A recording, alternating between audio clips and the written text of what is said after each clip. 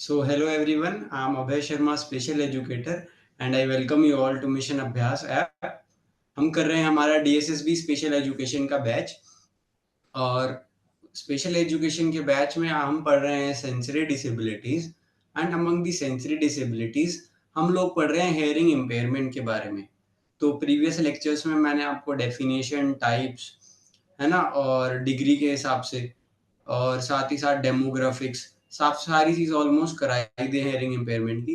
So listening devices basically this is the last topic of hearing impairment जो कि हम आज करने वाले हैं। तो चलिए फिर आज की क्लास स्टार्ट करते हैं। और आगे बढ़ने से पहले मैं आप सबको बताना चाहूंगा हमारे DSSB कंप्लीट सॉल्यूशन बैच के बारे में, जो कि इस समय पे अवेलेबल है 3499 में। बट अगर आप अभय 15, ये है मेरा कूपन कोड अभय 15 अगर आप यूज करते हैं तो आपको ये बैच मिलेगा सिर्फ 2975 रुपीज में, which is lesser than any other platform. तो किसी भी अदर प्लेटफॉर्म से सबसे कम प्राइजेस में इस समय आपको अवेलेबल है। तो ज़्यादा से ज़्यादा एनरोल करें आप हमारे बैच में। इस बैच के फीचर्स क्या हैं वो आपको मैं जल्दी से बता देता हूँ। पार्ट 1 में आपको reasoning, maths, Hindi, English and GS कराई जाएगी एंड पार्ट 2 में आता है हमारा psychology and special education. So complete ये जो मिलकर आता है एग्जाम में, ये आता है 100 मार्क्स का एंड पार्ट 2 भी आता है हमारा 100 मार्क्स का। सो हमारा जो एग्जाम होता है वो 200 मार्क्स का होता है।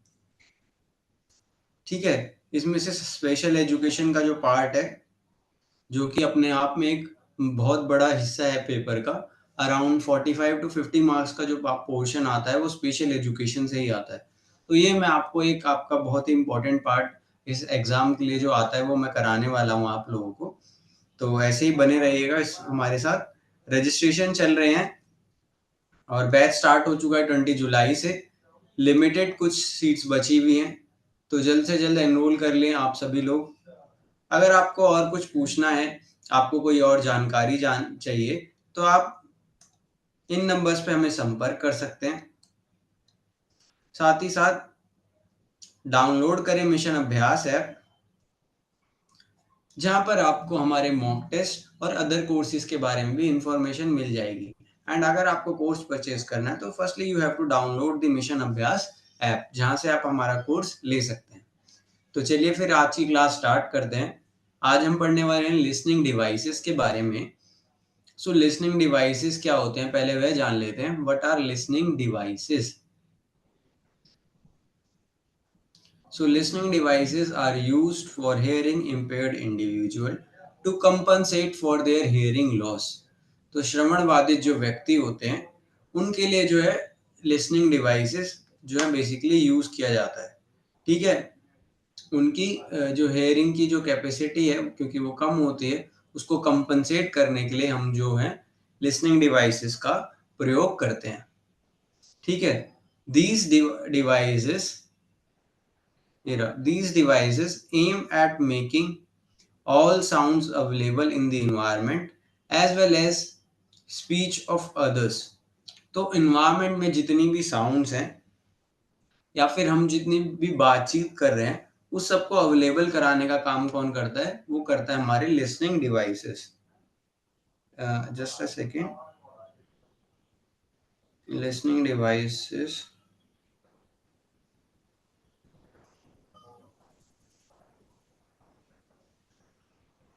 हाँ, तो जितने भी लिसनिंग डिवाइसेस हैं वो आपको एनवायरनमेंट की साउंड सुनने में या फिर स्पीच, आप जब कॉन्वर्सेशन कर रहे हैं, बातचीत कर रहे हैं, उसको भी समझने में आपकी सहायता करते हैं। तो ये थी बात लिसनिंग डिवाइसेस के बारे में। इसके बाद है Audible and clear for hearing impaired individual. हाँ, तो बेसिकली यहाँ पर यही है कि जो लिसनिंग डिवाइसेस हैं वो इन्वायरमेंटल साउंड को, स्पीच को जो है आप सुन पाएँ, उसको ऑडिबल हो आपको और क्लियर हो, वह काम होता है हमारे हेयरिंग डिवाइसेस का।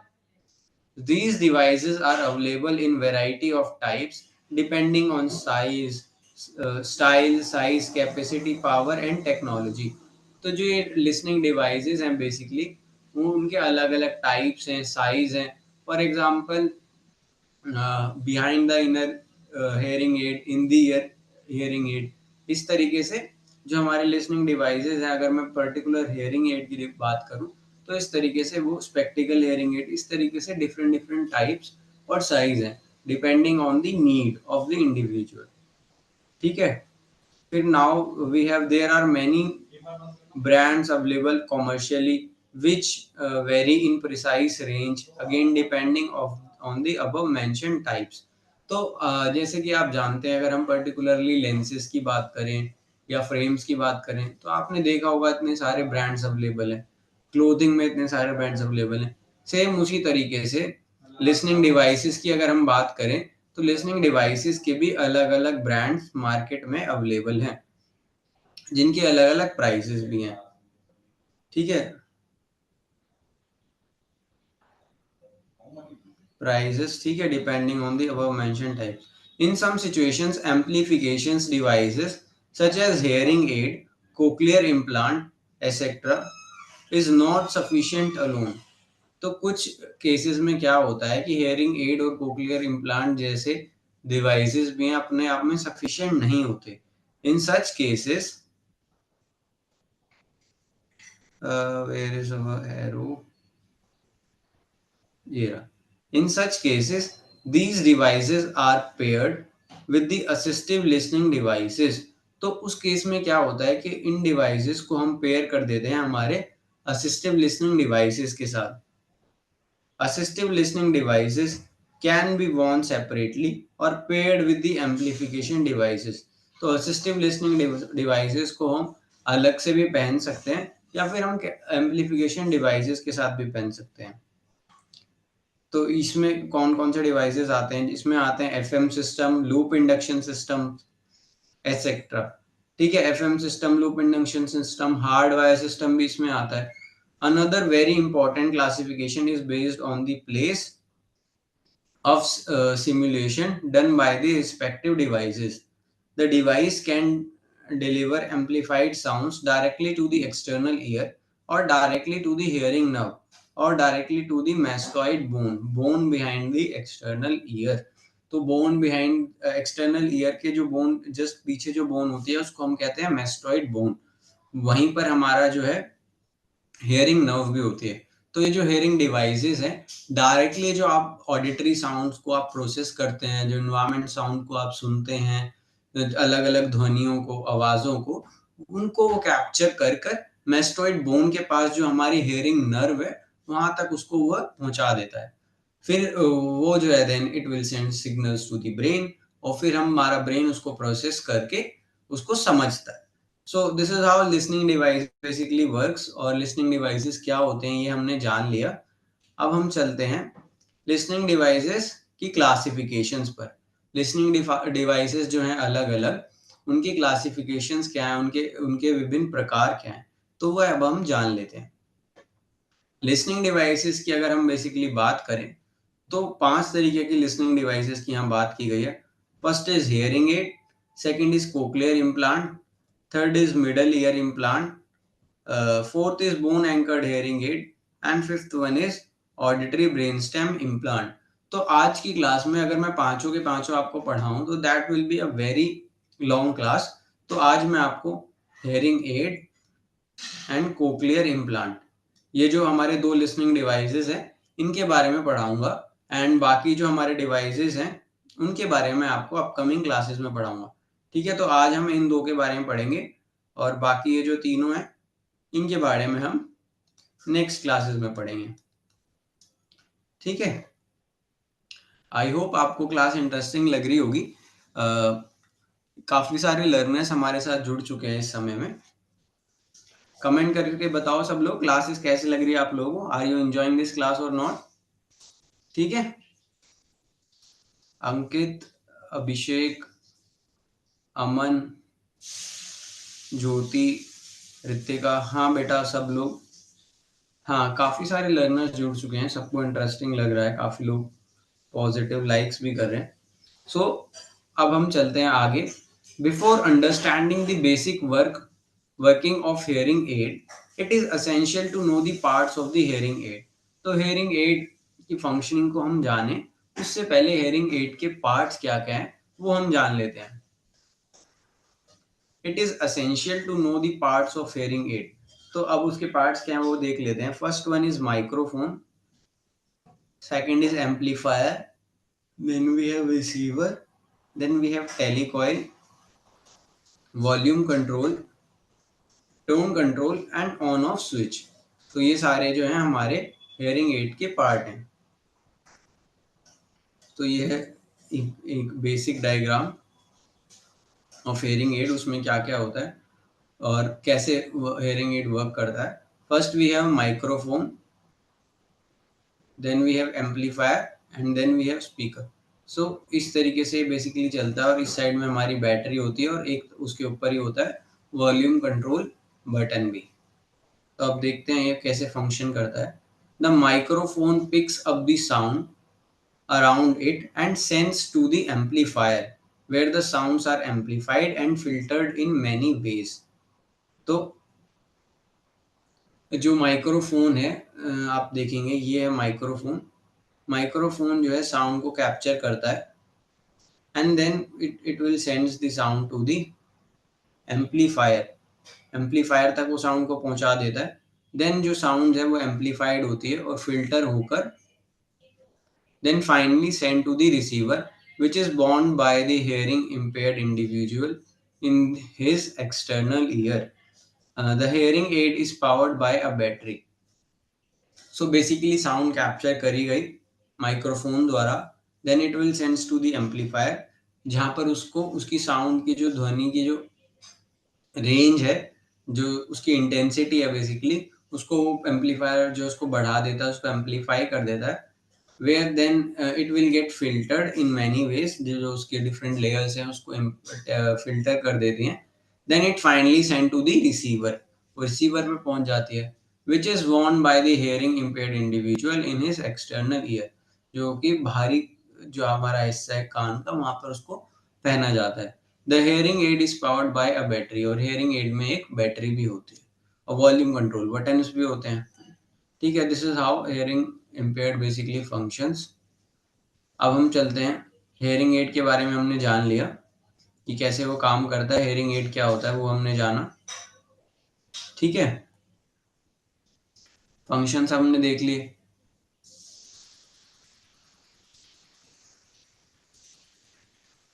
ठीक है, हेयरिंग एड यानी श्रवण यंत्र जो बेसिकली है हमारे बच्चों के लिए, जो हमारे affected person with hearing impaired है उनके लिए जो श्रवण यंत्र है वो किस तरीके से काम करता है, किस तरीके से वो वर्क करता है वो हमने अभी जान लिया है।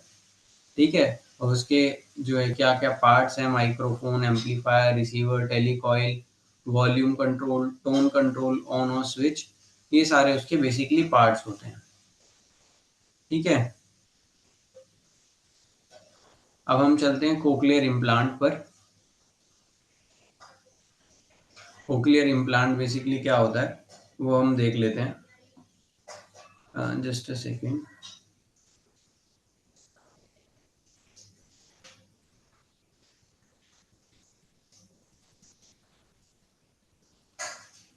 So these are amplification devices which are surgically placed inside the innermost part of the ear, that is cochlea।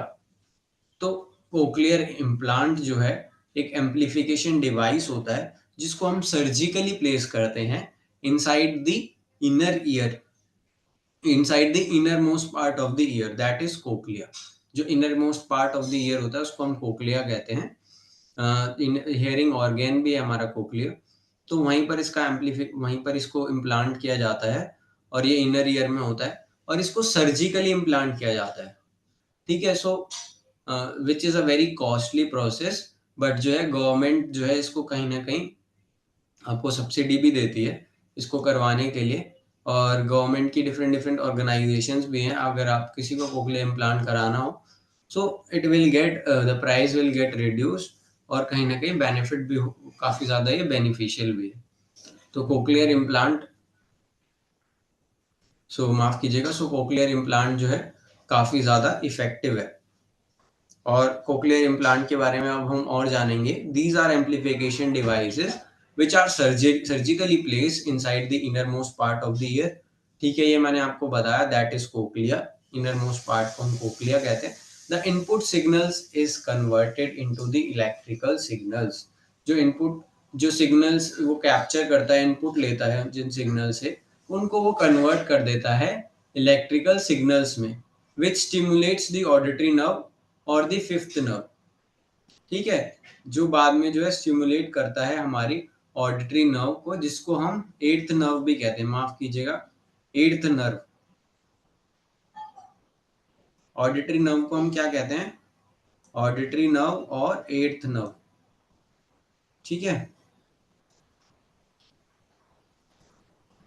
in the most part of the ear cochlea, the input signals is converted into the electrical signals which stimulates the auditory nerve और eighth nerve।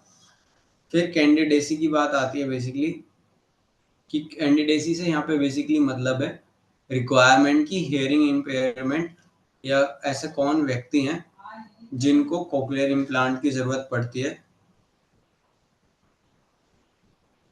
Candidacy से basically यह मतलब है who needs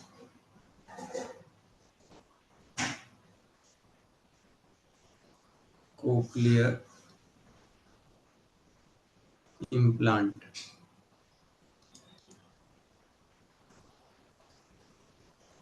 ठीक है, सो cochlear implant की, एक second,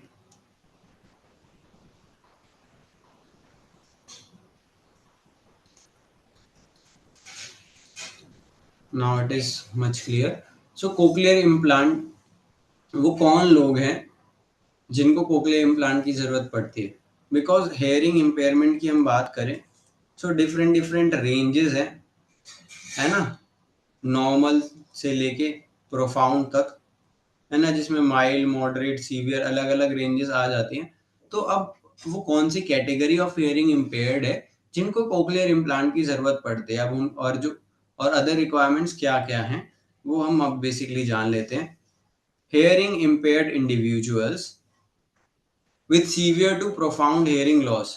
तो ऐसे श्रवण बाधित व्यक्ति जिनको सीवियर से लेकर प्रोफाउंड हियरिंग लॉस होता है, उन्हीं लोगों को हम बेसिकली कोक्लियर इम्प्लांट सजेस्ट करते हैं, या वही लोग जो है कोक्लियर इम्प्लांट करवाते हैं। Individuals who do not benefit from hearing aid और गेट लिमिटेड बेनिफिट्स, या फिर वह लोग जिनको हियरिंग एड से बहुत ज़्यादा बेनिफिट नहीं हो रहा है, या बिल्कुल भी बेनिफिट नहीं हो रहा है, या लिमिटेड बेनिफिट हो रहा है, बेसिकली जिनको ये रहा, do not benefit from hearing aid या फिर लिमिटेड बेनिफिट। ठीक है, तो वही लोग जो है कोक्लियर इम्प्लांट को कराते हैं। Third one is individuals who aided performance on speech perception test is less than 50%। तो there is one speech perception test जिसमें आपको स्पीच को रिकॉग्नाइज करना होता है, स्पीच को समझना होता है, बट अगर आप 50% से कम स्पीच को समझ पा रहे हैं इन दी स्पीच परसेप्शन टेस्ट, देन आपको जो है फिर अगेन कोक्लियर इम्प्लांट के लिए सजेस्ट किया जाता है ऑडियोलॉजिस्ट द्वारा। ठीक है, now this is the third point. Now let's move to the fourth point. No benefit from the hearing aid 3 months post fitting with hearing aid।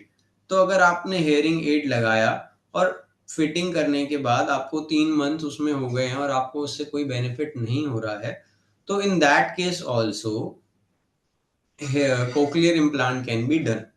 ठीक है, आपने फॉर एग्जाम्पल अभी जो है मंथ चल रहा है हमारा अगस्त का, but post 3 month of August, that is सितंबर, अक्टूबर, नवंबर, और नवंबर के बाद भी अगर आपको जो है कोई सुधार नहीं दिखाई दे रहा, ठीक है, अगर नवंबर के बाद भी आपने देखा 3 मंथ्स आपने हेयरिंग एड लगा लिया एंड देन आपने देखा कि आपको सुनाई नहीं दे रहा, आपने हेयरिंग एड लगा लिया, आपको सुनने में समस्या है, इसी वजह से आपने हेयरिंग एड लगाया, तो बट आपने देखा हेयरिंग एड लगाने के बाद भी आपको थोड़ा थोड़ा सुनाई तो दे रहा है, बट क्या वो 50% से ज्यादा है या फिर आपको कितना सुनाई दे रहा है उसका एग्जैक्ट अगर आपको नहीं पता, तो 3 मंथ्स बाद फॉर एग्जाम्पल हमने टेस्टिंग करी तो और आपको हेयरिंग एड से बेनिफिट नहीं हुआ, that means you need cochlear implant. ठीक है, सो एक मेथड ये भी है पता लगाने का।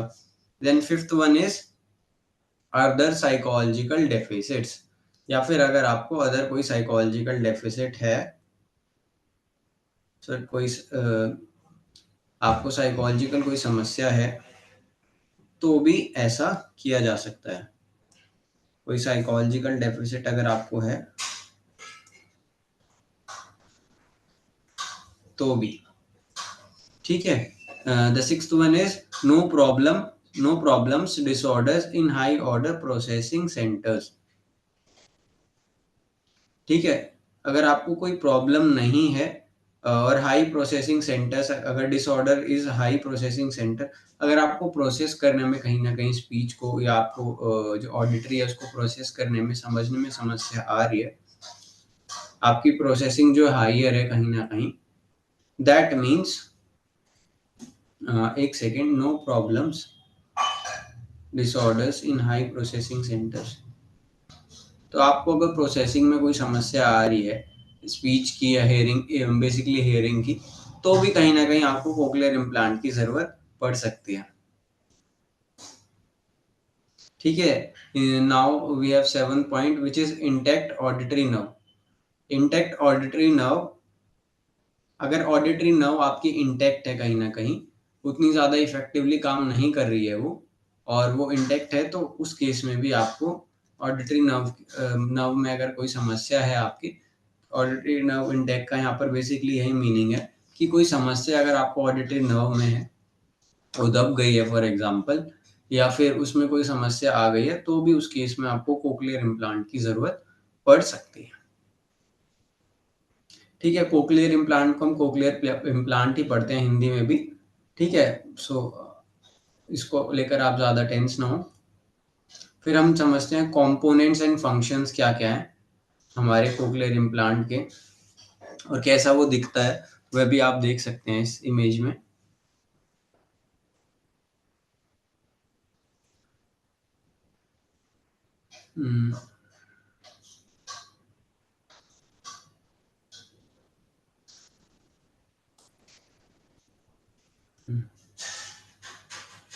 सो ये है बेसिकली कुछ इस टाइप का जो है हमारा कोक्लियर इम्प्लांट दिखता है। ठीक है, ये जो है इनर ईयर में आपके ईयर के अंदर गई हुई होती है, ये जो इलेक्ट्रोड होती है, ये थ्रू द सर्जरी आपके ब्रेन के थ्रू ईयर के पास इसको क्या है इम्प्लांट किया जाता है, एंड ये भी जो है आपके ब्रेन में इस तरीके से फिट किया जाता है। ठीक है, ये प्रोसेसिंग बैटरी है, माफ कीजिएगा, ये प्रोसेसिंग बैटरी है, और ये एक्सटर्नल ट्रांसमीटर एंटीना है, ये जो यहाँ पर आपको दिख रहा है, और ये एक्सटेंडेड मैग्नेट है जो उसमें लगी रहती है आउटसाइड द स्किन। ये एंटीना है outside the skin. Then we have internal magnet, ये इंटरनल मैग्नेट है।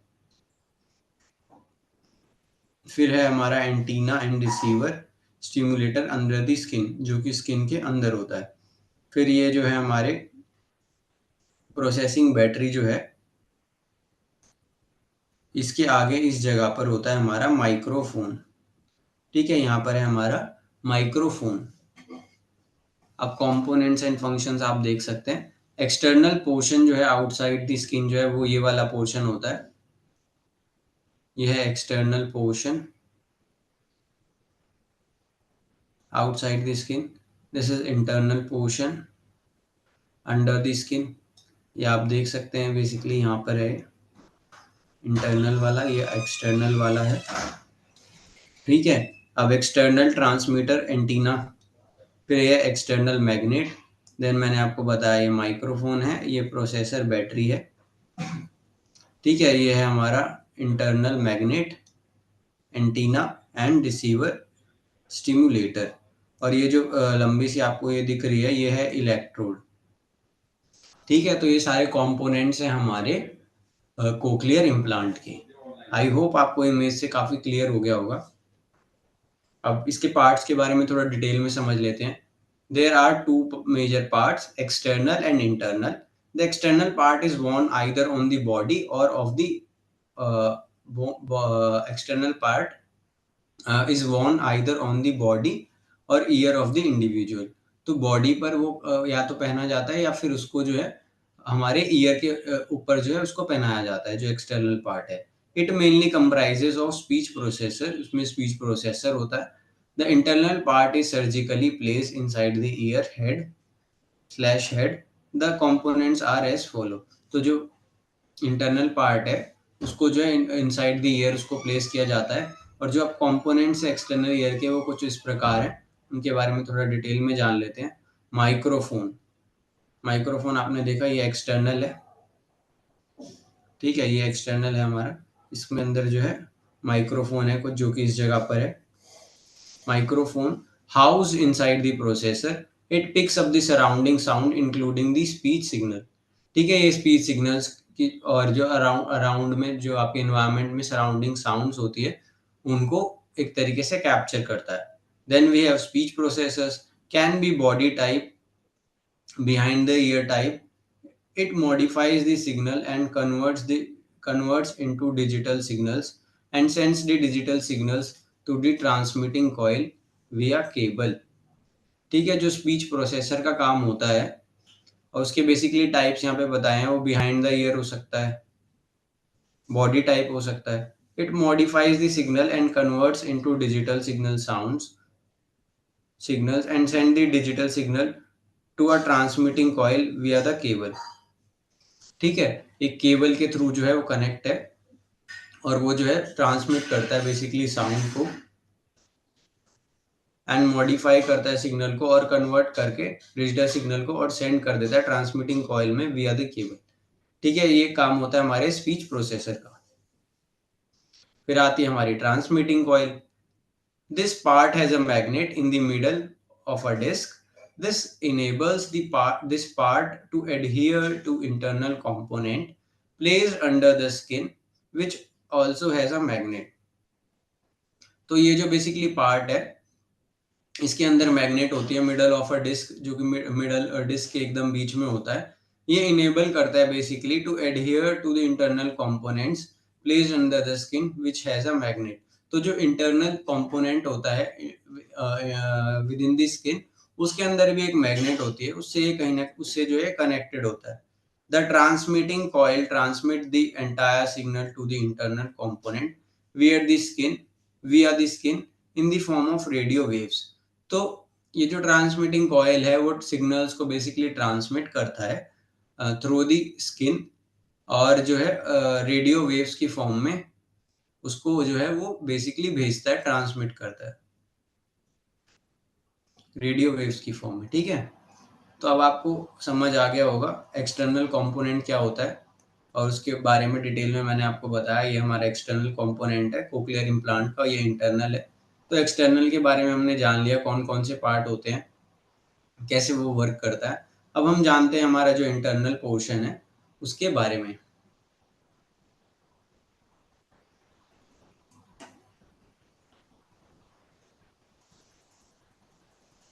अंकित is commenting sir, cochlear implant इतना डिटेल में कभी नहीं पढ़ा बेटा, थैंक यू सो मच।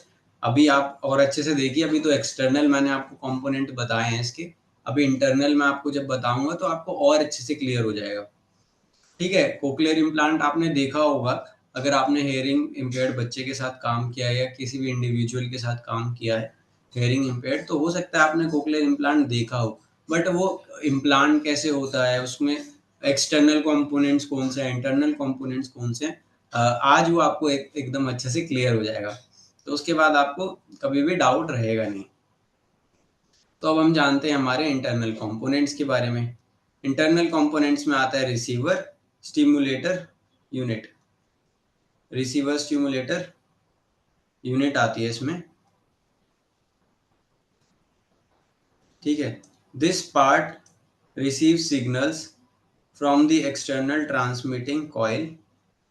ये जो पार्ट है रिसीव करता है सिग्नल्स को फ्रॉम द एक्सटर्नल, जो एक्सटर्नल मैंने आपको बताया ना, अब इंटरनल की बात हो रही है, तो एक्सटर्नल जो पार्ट है वहां से जो है सिग्नल को रिसीव करता है, receive signals from the external transmitting coil। The part is surgically placed under the skin। इसको जो है सर्जिकली प्लेस किया जाता है हमारी स्किन के under, behind the year. behind the ear on the mastoid bone। तो जो आपके कान के पीछे की mastoid bone बेसिकली जो होती है, जो कि बिहाइंड द ईयर होती है, वहां पर उसको एकदम एग्जैक्टली उसी जगह पर जो है प्लेस किया जाता है थ्रू दी ऑपरेशन और सर्जरी, थ्रू दी सर्जरी। तो इसके बाद है हमारा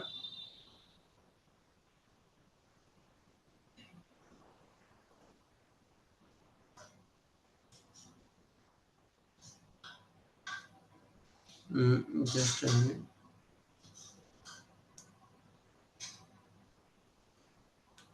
तो अब है इस जगह पे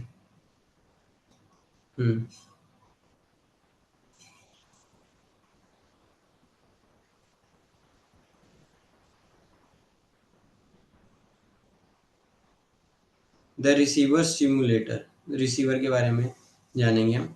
stimulator unit sends the signal sends the final signals to the selected electrode program which are placed inside the cochlea। जो रिसीवर है बेसिकली और जो स्टिमुलेटर है, स्टिमुलेटर यूनिट है, वो सेंड करती है, मतलब भेजती है फाइनल सिग्नल को टू दी सेलेक्टेड इलेक्ट्रोड। जो सेलेक्टेड इलेक्ट्रोड होते हैं उनके थ्रू जो है रिसीवर के अंदर जो है कुछ सेलेक्टेड इलेक्ट्रोड्स होते हैं, जिसके थ्रू उनको प्रोग्राम कर कर जो साउंड है, जो फाइनल सिग्नल है, उसको वो सेंड करती है इनसाइड दी कोक्लिया। ठीक है, रिसीवर का काम होता है उसको रिसीव करके एंड देन प्रोग्राम करके बेसिकली उसको वो प्लेस करती है और सेंड करती है हमारे कोक्लिया तक। ठीक है, कोक्लिया पे जो प्लेस होता है रिसीवर, वहां पर वो सिग्नल्स को सेंड करती है। फिर है हमारा fitting of the cochlear implant is a long process and needs intensive speech. तो बेसिकली यहीं तक था हमारा इंटरनल कंपोनेंट, जिसमें रिसीवर के बारे में हमने जाना और रिसीवर के बारे में स्टिमुलेटर वो किस तरीके से काम करता है। एक second. Receiver stimulator unit, the part receives signals from the external transmitting coil, is placed inside the skin behind the ear on the mastoid bone. The receiver stimulator unit sends the final signals to the selected electrode program which are placed।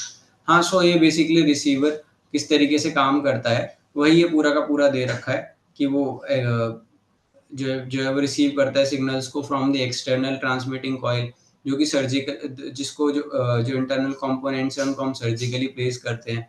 ये हमने जाना behind the year ये होता है mastoid bone पे जो internal component है। The receiver stimulator unit sends the final signals to the selected electrode program. जो रिसीवर जो स्टिमुलेटर यूनिट्स होती है बेसिकली वो जो है फाइनल जो सिग्नल को सेलेक्ट करती है और प्रोग्राम करके थ्रू द सेलेक्टेड इलेक्ट्रोड उसको प्लेस करती है कोक्लिया पर। फिर है हमारा fitting of the cochlear implant is a long process and needs intensive speech and language therapy. तो अब ये कोक्लियर इम्प्लांट के बारे में बता रखा है बेसिकली कि कोक्लियर इम्प्लांट फिट कैसे होता है या उसके बाद क्या होता है। बेसिकली जो फिटिंग ऑफ कोक्लियर इम्प्लांट है वो एक लॉन्ग प्रोसेस है। Fitting of cochlear implant is a long process and needs intensive speech language therapy, auditory training and proper educational placement post fitting। तो फिटिंग होने के बाद बेसिकली क्या होता है, एक तो पहले ही बता रखा है कि लॉन्ग प्रोसेस है और इसके अंदर जो है intensive speech and language therapy की ट्रेनिंग की आवश्यकता होती है। This arrow is creating problem. हाँ, जो intensive speech and language therapy की जो है हमें बहुत ज़्यादा ज़रूरत होती है after the cochlear implant, because जो ऑडिटरी ट्रेनिंग जो है वो आपकी हुई नहीं होती। एकदम से आपको सुनाई देने लगता है तो आप उसको समझ तो पाएंगे नहीं। तो ऑडिटरी ट्रेनिंग प्रॉपर जो आपकी साउंड्स आ रही है नहीं उससे related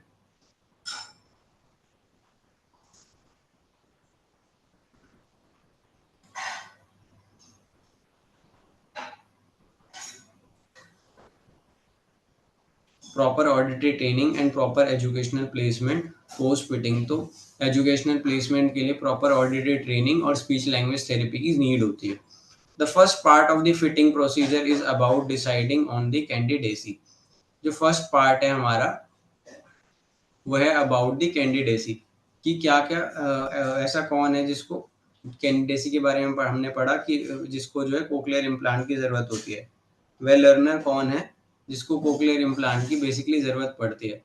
Once decided, the individual has to undergo a certain audiological, radiological and speech language evaluations.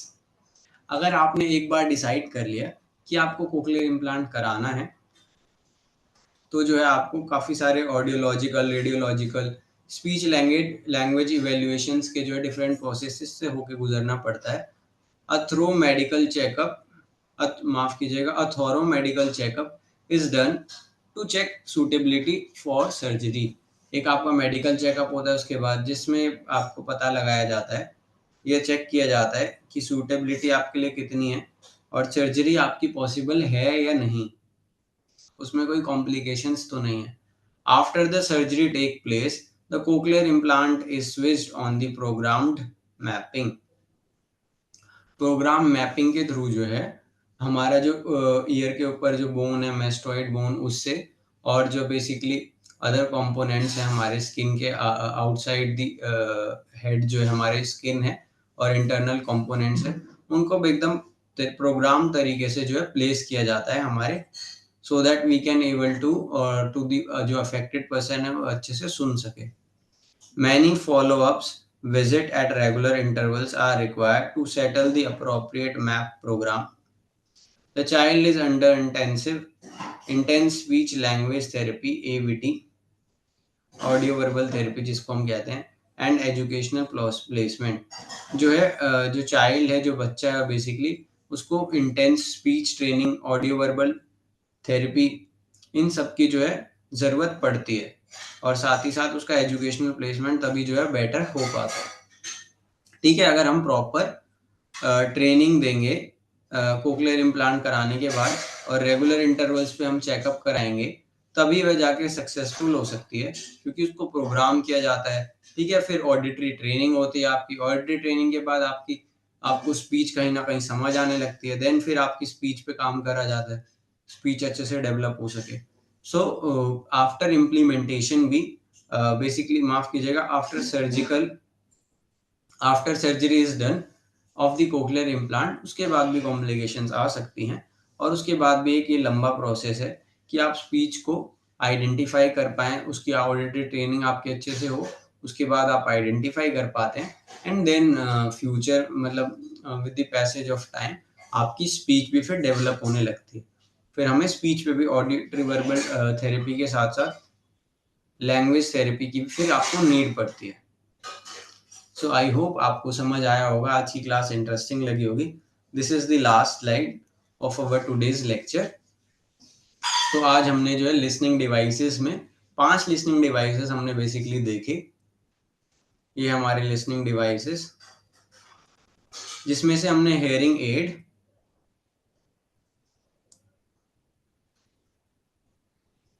ये तो मिडल ईयर इम्प्लांट है।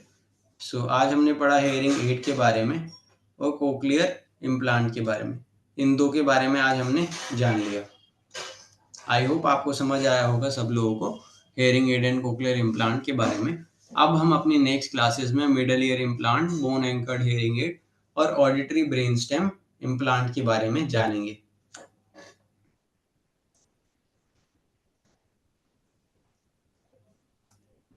सो पीडीएफ के लिए आप लोग हमारे टेलीग्राम ग्रुप से जुड़े। टेलीग्राम ग्रुप पर आपको जो है पीडीएफ प्रोवाइड कराई जाती है। तो ये पीडीएफ, ये नोट्स अगर आपको इंटरेस्टिंग लगे हो, आपको क्लास हमारी इंटरेस्टिंग लगी हो, तो लाइक एंड सब्सक्राइब करना ना भूलें मिशन अभ्यास को। और साथ ही साथ आप ज़्यादा से ज़्यादा हमारे टेलीग्राम ग्रुप को ज्वाइन करें, जहाँ पे आपको पीडीएफ नोट्स के साथ साथ जॉब वैकेंसी की भी, चाहे गवर्नमेंट हो या प्राइवेट हो, उसकी अपडेट्स वहाँ पर दी जाती है।